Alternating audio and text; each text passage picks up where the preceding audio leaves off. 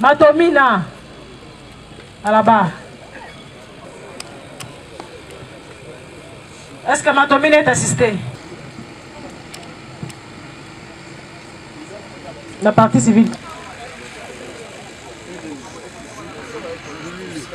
Maître Fabrice Mwamba, avocat au barreau près la cour d'appel du Congo central.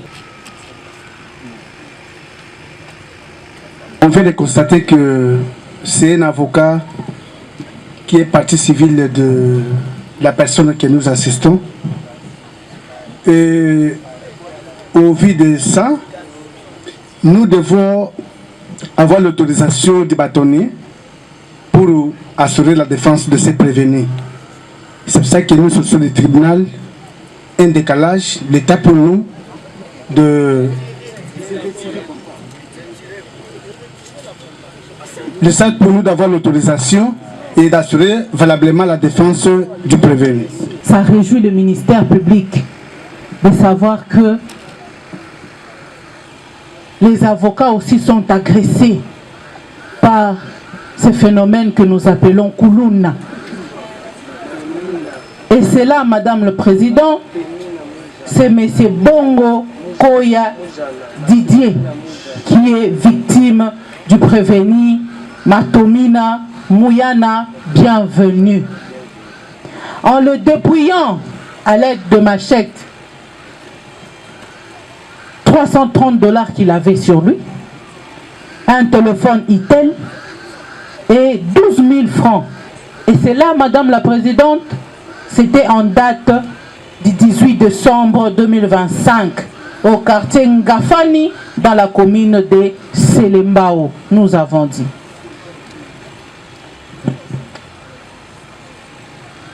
Didier, prenez le micro. Pour confirmer l'accusation au ministère public a porté contre Matomina na likambo ekomela kio ozana likambo susu ya kobakisa na confirme yango limbolela biso parce que yo mutu omona ki likambo ndenge ezalaki. Ezalaki le 18 décembre 2025 aux alentours de 23 heures nazo kita na régie des eaux à 100 mètres à station commune yé Loreman. Bienvenue alias Loreman, bazalaki misato. Na camarade 00, musu na yebite me ba photo eza. Na chacun on a disposition ya auditorat. Nazo kita comme il y a des pneus, babando la ndanga na sima, yé mtando la ndanga yi. À gauche, eza na tunnel. Aye kota tunnel, a bloqué tunnel, a bimisi machette. Ebisi nga bimisa nyonso za nango, sunote na katao. Na ebisi na betao. La monnaie deuxième, aïe à Pembe, comme on est 0-0. Actuellement, à Matete, il y a mon renseigné dans la vidéo. Aïe, il n'y a pas de missi machette. Abi Pesa, sauf Pesite to Bomao, to Ebio. Troisième aïe, à l'Ekinga na Sima. À la Taïnanga, à Anzotomiki à Kagoule. Il y a un masque, na jaquette, il y a jaune noir. La missi machette, merci bon besoin. Un téléphone, il y en avait deux. iPhone 13, na Itel, 330 $, na 12 000 francs. La télé, aïe, à Beninga Lacoste, à Kotinga Macheta. Ainsi, on a un beau maillot. Ainsi, on a besoin. Sur place, on synchroniser le téléphone dans l'agneau sur le balai. On a mission normale. On a un porte-monnaie. Ainsi, on a besoin, c'est besoin, c'est la carte, on a besoin, c'est l'hôtel, tout le monde a besoin de soda. Abando kende ba mati ba koti na tine na kiti na vandi lobi na tongo na bimi comme j'habite les quartiers na bengi moi batu na bando tout na ba petit à quartier ba bisinga maître Zarara Loreman bi Loreman sunan ba bisinga ba photo tango bisinga photo na moni ba mo 00 na bi azalaki mais ye mususu azaki Kagoule. Bayo il a une photo moussous, na yo reconnaître. Il habite non loin de chez moi. Non loin de chez moi. Je connais ses grands-parents, ses oncles. Na yebi bango bien. Alors, en date du 16 janvier, parce qu'on a déposé une plainte au niveau de l'ENI, dans le district. Moi, dans mon quartier, je sais que je pas de place à Yaka. Tant que il y a un camarade, à mon ibisoka na virage, avant de Kima, na bando la naï, à sauter mire. Tant à sauter mire, machette koi. On a peine à sauter mire. À Kimi a sauté deuxième mire à Moulaï. Na kokite, na zone. Tozoni na basoda l'ENI. En février, je pense le 10, c'est un dimanche si je ne me trompe pas. Parce qu'on a été à l'oupan ndam, bateau ba fouté là on a ba yebinga. Même si on a yé azana naku, il était 21h, azo bé l'azo kabiente. Il paraît qu'il était grippé. La bengi ba ops, il y a l'ENI, ba que sa opération ba koti nanda. Ba koti na folle de 2. Ils ont valeur à $700. Na quelques billets verts. Mais il s'agit de déjà so bokaniye, faut bokate singa na luketu. Singa za na ngoza na minu ya mutu. Na minu ya mutu. Bakati singa, il était anéanti. Ba memi na bureau, abando poser ba question. Attends plus de 15 personnes, femmes comme hommes, des tchels comme des hommes normaux. Les vidéos sont là. Azotanga ndeni ba ibaka ba pesa ka mutu tel aki atekeli bango ba kuta na ra pesi bango mongo et pas certain bola ou boda atumba dendo na station commune yemta kenda otekela bango azongi ba yebi neni ba ko zombongo ipanayi etango ba interroger alobi ke auté côté ka téléphone et pas un certain Hugues en face à Régie des eaux ezana ba bano basa mitraille bazawana un certain I yena bombela bango ba machette so baye basali opération batika ba machette kuna pa ba la mitraille après baki so baye na butu ba récupérer j'ai dit merci Matomila.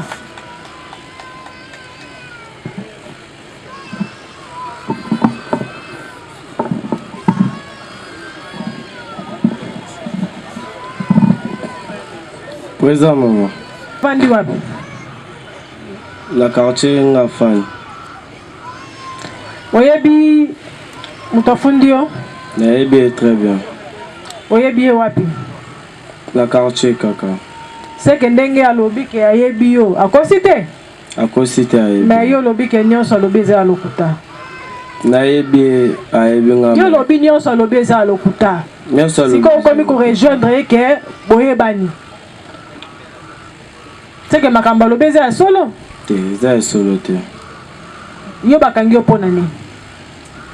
Eza ye azana conflit na mama kulutu na ngai. Bo likamba mama kulutu do ya oni na kati. Nayebi pete kote banda nande makamla bango banda wakende. Expliquez. Et tomba jour mususu a gifla mama kulutu mbatana. Na likamu nini? Boza bandeko. Mama kulutu na ngai papa. Na ye kote banda makamla bango na tikala wa ebate. Il faut yeba parce que yo mtozo beta lisolo. Alors tant on dit ko beta lisolo, il faut pesa ba éclaircissement nyonso. Ko banda lisolo te oyo ko aussi lisa yango te.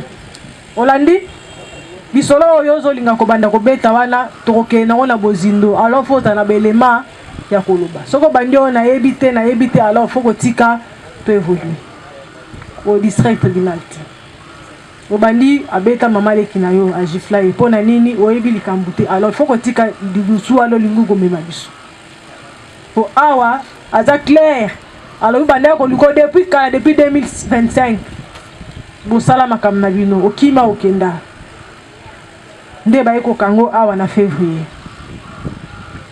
nde makamba fundelo yango wana namba master ino botelemela ina ba machette heureusement lobi oyebi alobi pe awa boyebisi eke toyebi yo bien so opesite tokoboma yo yo po confirmer ke boyebi toyebani po tovandi quartier moko. Oui, boyebi alobi yango. Alors makambo oya uti koloba awa ba master na yo oyo bo simbele machette aza wapi te nazana ba master moko te oyo to simbela ya machette siko yo bakangi yo pona nini bakangi nga pona ye C'est ça, non? Pour yo salieni. Nga tikali osali lokote. Bakangi po na ye po salieni. Mama magistrat, boyo kanga pe. Toyokio. Boba. Azana conflit na mama kulutu nanga. Na éviter so ba welela nene metomba ka mama kulutu ko ya na ndako apesa rapport pa mama o aboti koko nanga. Ke avocat na boy. Na ebi nanga te kaka bangonde ba ebi likambo ba welela ka. Avocat na boy, c'est-à-dire quoi?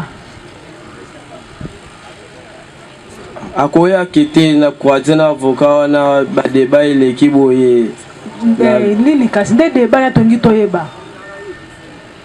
Ba débat o ba sala kana nzela na zalaka te. Mais si vous allez toyebi ndenge nini? Et tomba jour moko na kwa venir à gifler mama kulutu. Na eba pété soit gifler pourquoi? Pour na ba conflit na bango mibale. Azawa na ebe.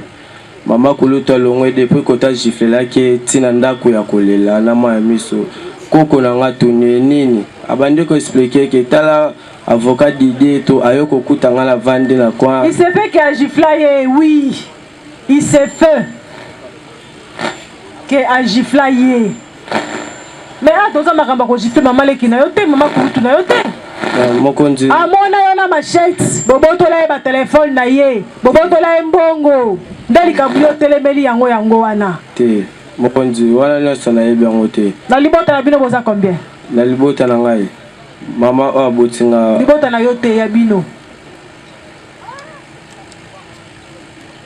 Po libota na yo eza bana oyo boti. Ya libota na bino, oh mama bota bino boza combien? Toza 3. Boza 3. Siko misusu wana ye akanela ka bango te pona nini akanela ka yo. Yo za spécial na nini? Parce que le jour où j'ai fait mama kulutu, ta mama kulutu ena ndako place où j'ai fait la mbata.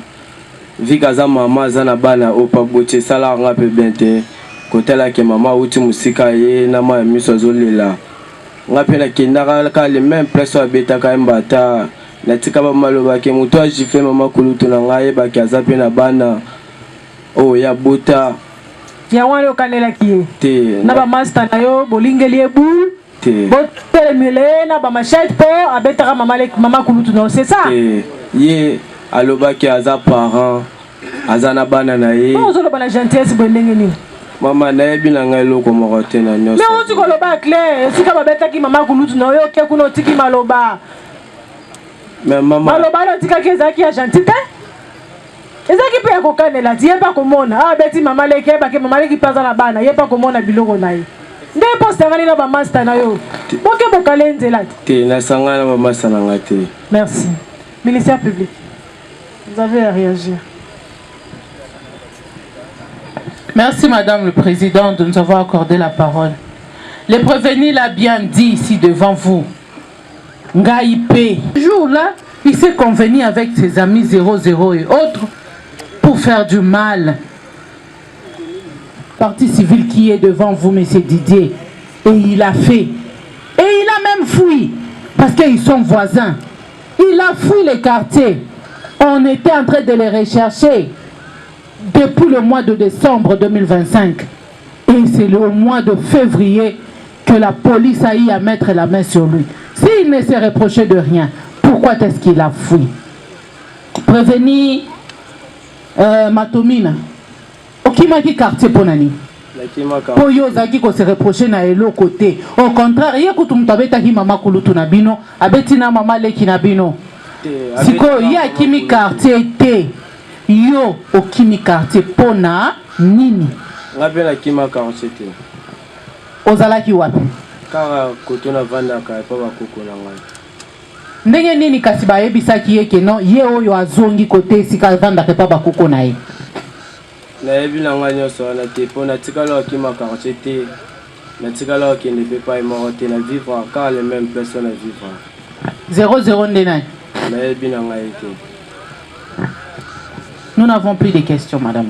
Batango abetaki magistaki mama leki na bino okendaki kuna pour se venger.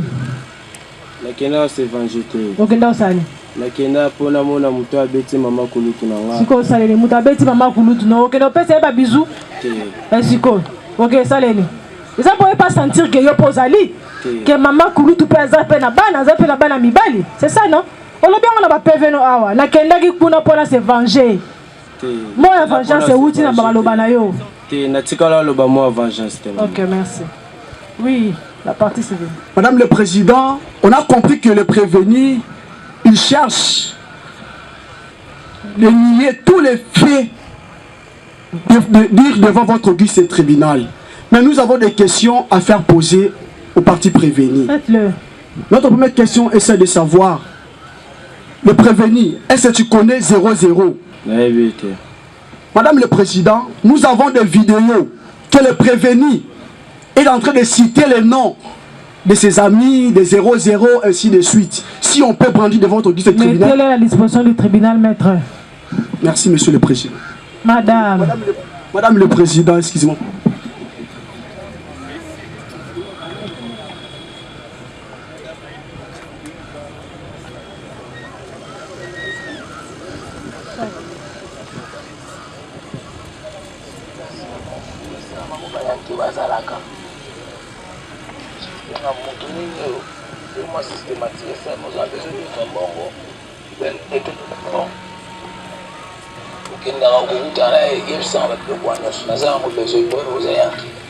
bato yopera na bango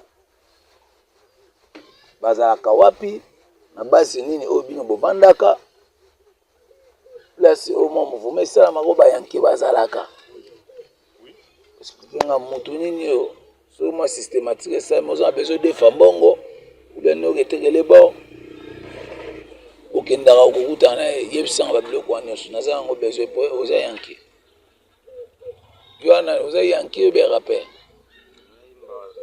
yebisanga ye yebisanga loba makasi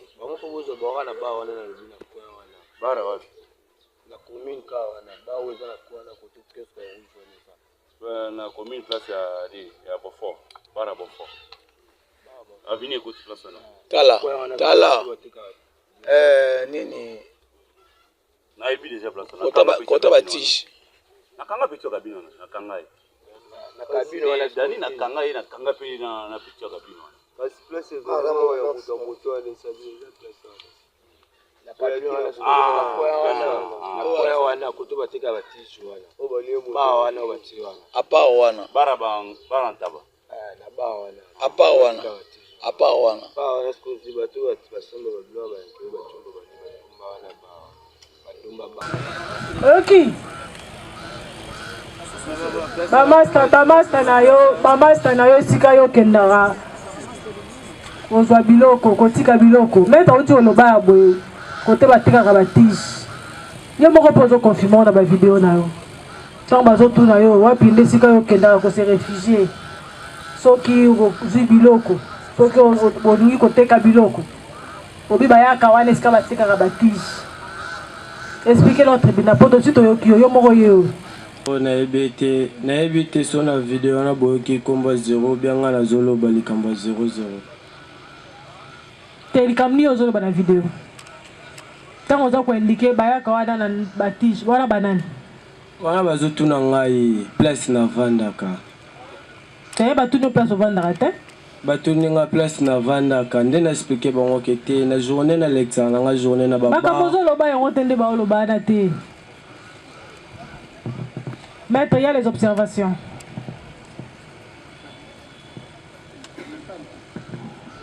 Votre honneur, nous n'avons pas des observations, mais nous allons attirer les conséquences au moment de la plaidoirie. Oui, maître. Madame le Président, je suis ravi de prendre parole devant votre auguste tribunal. Madame le Président, face aux déclarations à la fois du ministère public qui est l'organe de la loi, du suspect, mais également de la partie civile qui est à la fois notre confrère, il ne sera pas facile de pouvoir éjamber contre les aiguillons. Néanmoins, nous nous soumettons... Maître, arrêtez des mots qui n'ont pas d'explication tout de suite là. L'audience est publique. Néanmoins, Madame le Président, je disais tantôt, il nous sera peut-être difficile de réjamber contre les aiguillons. Néanmoins, nous nous soumettons à la sagesse de la sagesse du tribunal pour que la procédure en cours, soit l'instruction, puisse continuer et nous allons en tirer toutes les conséquences des droits. Nous avons dit. Ok, merci. Retirez-vous. Posons. Vous avez encore à dire?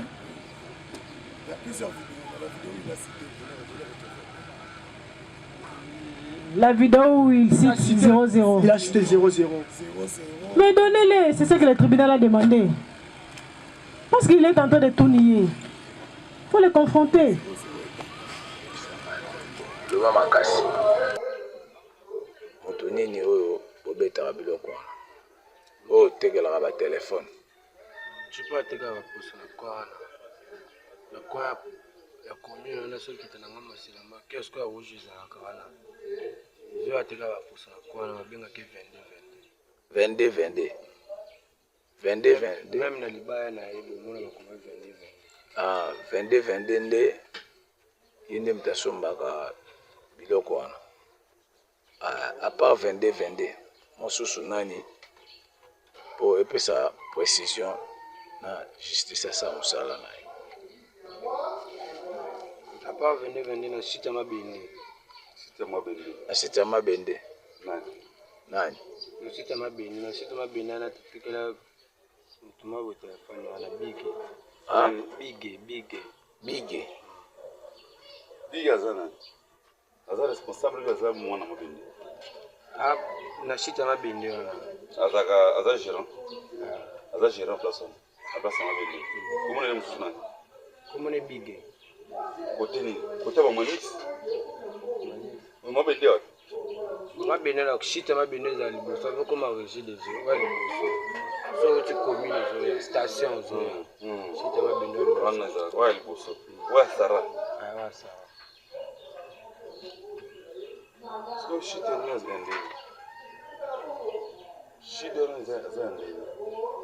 Kombo ni nani? Bige. Parce na iba fonction sur sa place. Aza gérant, to aza mwana mabende. Gérant. O azalaka o bafanda o leki Sarah. Wana muke wana. Wana zote. Petit wana. Ti petit penalty leki wala ni sawa. Pour baza place baza mibale. Baza nana. Leki na ende na ebati leki na za suke bele mais ya za suke bele. Ah leki na za suke bele. Siko ya za suke bele za zote ni tiayo. Hein? Maleki ngamla. Molai ye. Aibi. Okay. Bon, wana lisusu. Ka ba on balo. Diga Sarah sombate. Ya sombate. Ye ne ya somba téléphone. Leki Sarah. Wa suke bele? Wa suke bele. Wala taka sakosh makasi na te. Mususu wana wa pesa ka wasala mwangu. Mususu wa zaneti gérant place wana. Comment on est bige? Bige asoma téléphone nani. Téléphone ka pa. Na 22. Otangaki pour nani? Parce que babanda kotuna ngama makambo boye. Makambo nini bazotuna yo? Bon, eza clair mutu nyonso yo kiawa. Que yo zo pata bato 22 na bike eza nani? Bike aza mwana mabende. Yo mtasomba téléphone. Oui. Téléphone nani? Ya ngai moko. Téléphone marque ni? Ezaki Samsung. Bon 22 eza nani? 22 aza muteki poso koto to vanda. Teke ye pe bokopera na ye pas sungara bino na cop na bino bosalaka. Te. Mais siko otangeli pour nani? Ba otanga mona dendo po ba yebe bosala nini? Parce que babanda tuna nga place o na vandaka nena expliquer bon. Ah bazo tuna adresse na yo te? Adresse te place o na vandaka po eza na Prince. Et pas na biso eza na C, adresse na biso eza na C wana na Prince. OK, ça va, merci. Kendo vanda. La liste des mineurs a été listé dans la liste de mineurs, mais il n'est pas seul dans leur groupe. Il y a Titi, Baina, Jojo, Zulu, Makeba, Selfie et Kifa, Mavula, Christian. Bon les Kaliboso.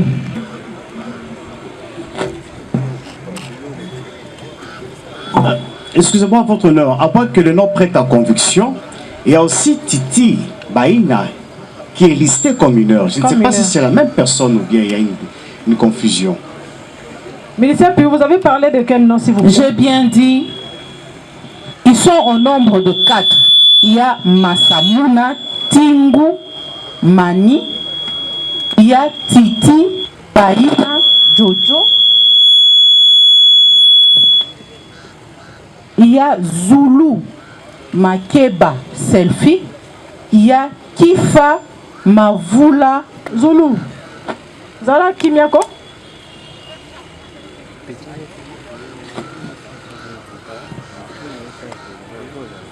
Ils sont assistés.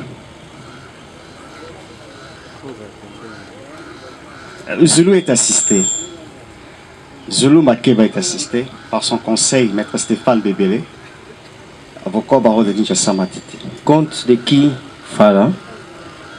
Maître Michael Zouka, avocat au barreau, puis la cour d'appel Kinshasa Matete. Défense conjointe. Avec maître Grady Yamalo, avocat au même barreau.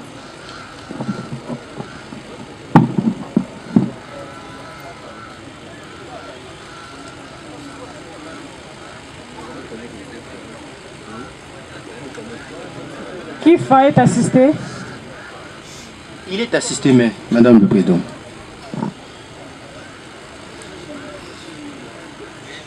Ministère public. Zulu, t'as la tribunal. Zulu, t'as la tribunal, ça a un micro par rapport à...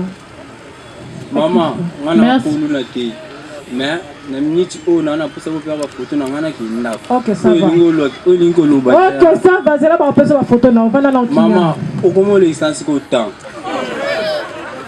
Merci Madame la Présidente. Vous allez comprendre pourquoi il s'appelle Zulu Selfie alias 4 faces. Il a 4 faces. Ça c'est la deuxième face qu'il est en train de montrer. Son alias c'est 4 faces, Madame la Présidente. La première face, c'est la face qu'il opère avec, qui sème la terreur aux terres jaunes. Au niveau de Mongafula, ici, Madame la Présidente. Ça, il est en train de montrer qu'il fallait qu'à l'Ibosso au tribunal à Monayo. Le deuxième face, et il en reste encore 2, parce qu'il est alias 4 faces. Au niveau de terre jaune, la population est fatiguée de lui et de ses complices. Aujourd'hui, qui se déclarent mineurs, entre autres Massamouna et Titi, ce ne sont pas de mineurs. À l'audience de l'identification, nous avons dit au tribunal que le ministère public ne présente pas le mineur devant votre guise de tribunal. Et le chef de cette bande, c'est qui? C'est Zulu ici présent, alias 4 faces. Cependant, Madame la Présidente, avec son écurie, après avoir semé la terreur, ils ont donné la mort à M. Igo sur l'avenue Mbaya numéro 47 au quartier Moussangu, commune de Mongafula, avec un certain Kalachi qui est en fuite. Et c'est lui, le porteur d'armes à feu, qu'ils utilisent pour aller semer la terreur, braquer des gens, terroriser des gens au niveau de terre jaune. Et la police qui les recherchait après avoir donné la mort à M. Igo. Et ils ont fini par mettre la main sur eux en date du 23 février 2026, nous avons dit. Qui m'a quand le ministère public a fondé? Alobi Bobomi. Bobomi banani. Na l'aise. Dans la posé yo kama kambu tribunal azotuno ko wele la bole la ko répondre te. Olandi? Na l'aise, na yo mbolo. OK. Ministère public a fondé alobi aux grands terroristes. Na quartier à terre jaune. Yo vanda na terre jaune. Na mo terre jaune kuna botami kuna.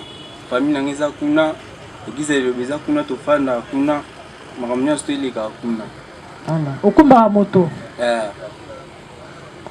alobi aux grands terroristes ya nini osalaka bobulo botolaka bato biloko utilisaka ba arme ndesi arme nye provenir ngola iseke nga utiliza arme kwela iseke Zulu ezolakisa nini ke Zulu Zulu kombo na yote. Kanga Zulu. Obi ki anga utilisaka ba arme biloko ebele. Balobi utilisaka ba arme, yonde faut faire sa défense na yo. Mama, nani loko loba te bokanga biso na mitende, boza ba photo nanga na masa nanga Starboy, bokina otika ngo na mitende kuna, siki ngani na zabo nani loko suya ko loba te. Starboy aza nani? Starboy aza camarade nanga. Akufaka mais avant kufa banini tokanga bafoto wana etikalaka na ndako kuna na bomba yango jour moko nakenda kuna epa mwasi na ngai nakenda kokuta bango baza te. Oza mpe na mwasi? Na mwasi. Bakangi yo mpo na nini? Bon, bakangi nga nayebi te. Bakangi nga vagabondage bokanga nga na bakasho nalala place bien te nina boye fufu kuna kolia ngo te baposaka la kuya bona alambela ko fufu nala yela ko fufu kuna kokakolia te toliaka bilo ya malewa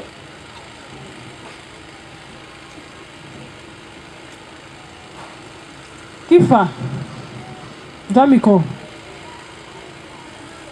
ministère public Kifa. C'est le consort de Zoulou, Madame le Président.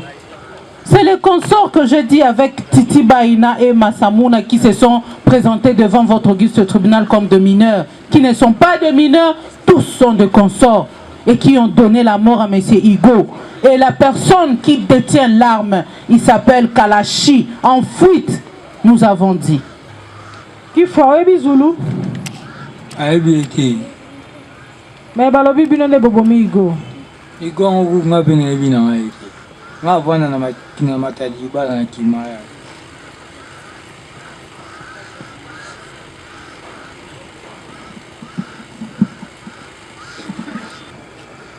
Sudi maamutu o ateka wa drogi kuna wana likolo.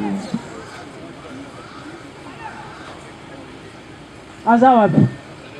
Abanda na 100 filles. Avant la rapide. Na 100 filles. Na 100 filles. Oui, bien d'engagé. Namuna raika kandi bisubiri kina beta bala na 100 filles na le carbon ka wana lipango. Oui, bien d'engagé nini. Nga ibane po nga taka wale kanu chaka opana ya ngona beta. Atuna kio na la police oui, bien d'engagé nini. Oui, bisa ki nini. Oui, bisa ki la police ni.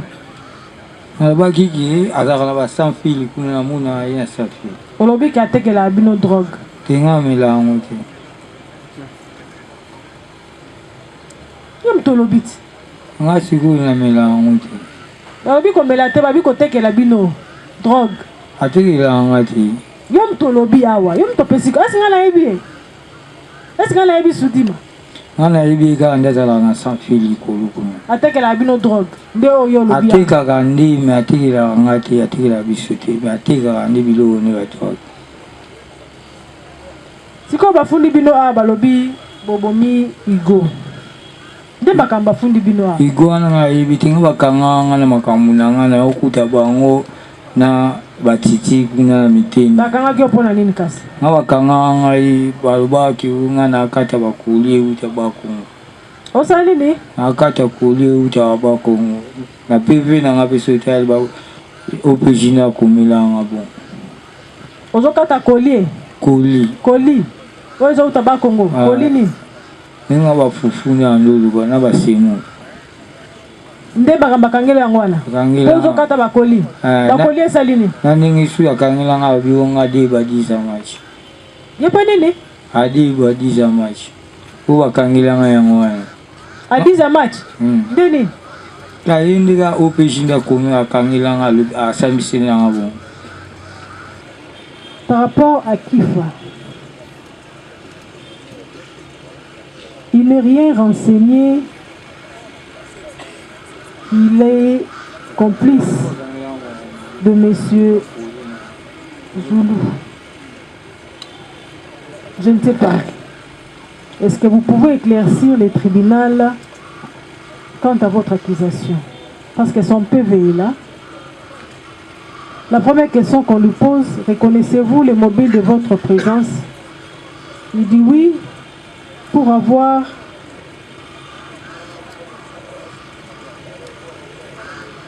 vers 22h au niveau de Matadi Kibala, en provenance de maison des drogues. Donc pour avoir entré vers 22h dans la maison des drogues. Pourquoi prendre les drogues? C'est mon habitude d'en consommer. Qui vous vend ces drogues? C'est M. Soudima qui habite à Matadi Mayo, plus précisément à Saint-Fil, dans la commune de Mongafula. Est-ce que tu sais que vous êtes parmi les gens qui estorquent le bien des gens de Saint-Fil? Jamais. Savez-vous que l'extorsion constitue une infraction? Oui. Autre chose à ajouter? Aucun. Alors, le fait que vous avez présenté devant le tribunal, disons qu'ils sont auteurs de la mort de M. Hugo, le tribunal voulait avoir des éclaircissements sur ça. Merci Madame le Président de nous avoir accordé la parole. Nous avons commencé par dire que la population en avait assez au niveau de terre jaune à Mongafula, vers Mamba, Mapinduzi et Garage Malou. Ils ont dit ici qu'ils se droguent. Après avoir se drogué, Madame la Présidente, qu'est-ce qu'ils vont faire? Qu'est-ce qu'ils vont faire? Parce que c'est leur clique. Aujourd'hui, Massamouna et Titi qui se sont présentés de mineurs. Pendant que nous savons que nous avons présenté devant votre guise le tribunal de majeurs. Qu'est-ce qui empêche à la police de dévier les OPJ dans leur mission de rechercher? Qu'est-ce qui empêche? Rien, Madame la Présidente. Mais c'est leur clique. C'est son groupe que nous avons présenté devant votre guise de tribunal. Et ils ont donné la mort. Aujourd'hui, Kalachi est en fuite. Qui sait si ce surnom-là, Kalachi, c'est lui qui fait? Qui sait? Si Kalachi, surnom, et le nom c'est Kifa. Qui sait? On ne sait pas, Madame la Présidente. Nous les avons présentés devant vous pour le fait qu'ils ont commis. Ils ont commis ces faits, Madame la Présidente, dans la nuit du 25 au 26 octobre 2025. Je ne sais pas si la victime est dans la salle pour venir les identifier. Le ministère public ne peut pas ramener quelqu'un devant le tribunal pour rien. Pourquoi pas prendre tous ces gens qui sont ici, les ramener devant le tribunal seulement Kifa? Parce que il est parmi. Il est parmi. Zoulou ici qui s'est fait passer comme si 4 faces. Là, il est en train de vous montrer son deuxième face. Où il se retrouve dans la maison de drogue. Mais Madame la Présidente, ces gens ici, ce ne sont pas des gens à laisser en liberté. Nous les avons ramenés devant vous pour le fait qu'ils ont commis. Nous avons dit.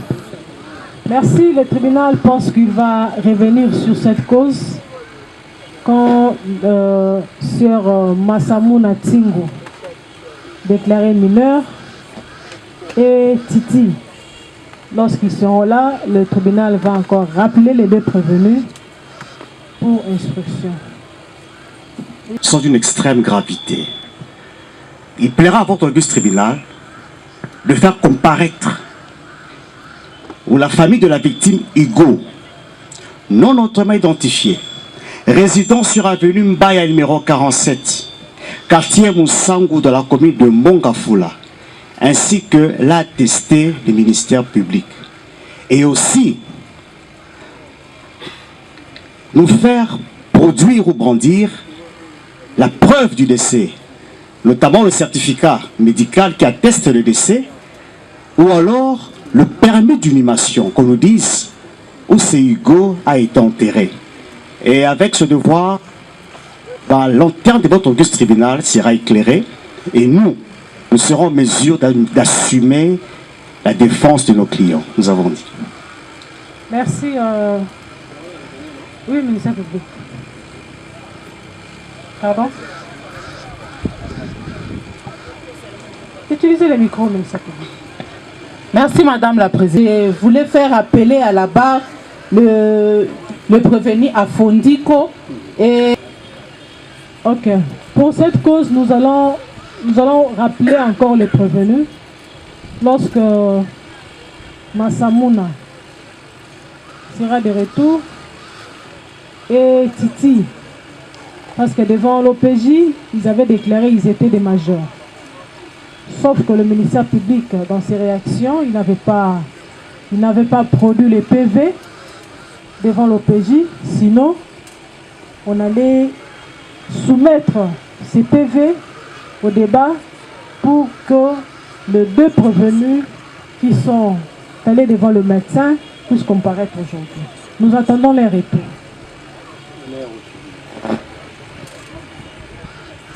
Afondiko.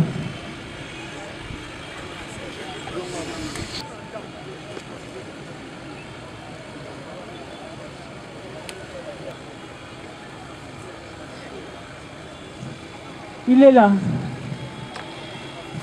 Ses consorts, c'est le sergent Ilunga Massiso et le premier classe Kachama Ndemba Papi.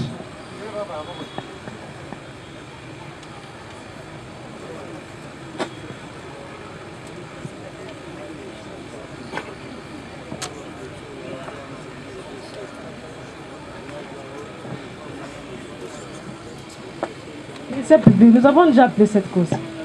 Oui, Madame la Présidente, parce que l'autre fois, ils ont nié le fait. Ils ont dit, maman, la maman en question, la victime est dans la salle.